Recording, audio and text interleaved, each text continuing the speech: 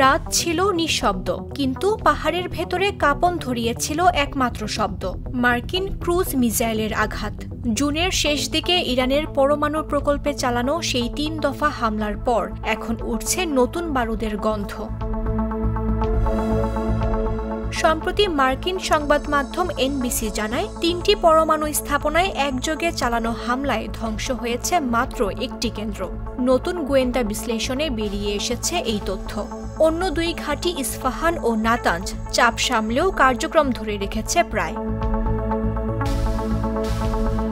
বিশ্লেষকরা বলছেন, Iran Fordow সাইটে ইউরেনিয়াম সমৃদ্ধকরণে বড় ধাক্কা খেলেও তা বর্তমানে পুনরুদ্ধারের পথে, আর তাতেই আতঙ্কিত যুক্তরাষ্ট্র ও ইসরায়েল। তাদের মধ্যে এরই মধ্যে আরও একবার হামলা চালানো নিয়ে গোপন বৈঠক হয়েছে।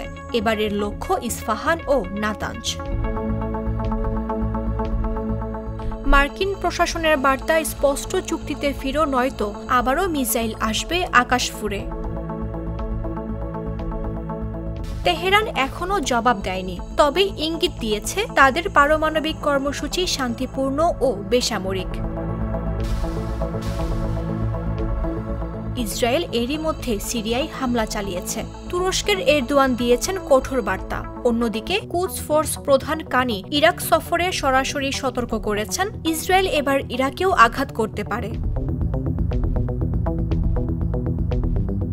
বিশ্ব এখন তাকিয়ে আছে তেহরানের সিদ্ধান্তের দিকে। চুক্তি নাকি পাল্টা যুদ্ধ? মঞ্চ প্রস্তুত, কেবল ঘড়ির কাঁটা গুনছে মিসাইলের সময়। নিউজ ডেস্ক, জাগো নিউজ।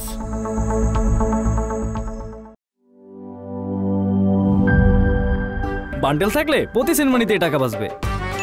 বিকাশ সেনমানি বান্ডেল কিনে জিতুন প্রতি লেনদেনে।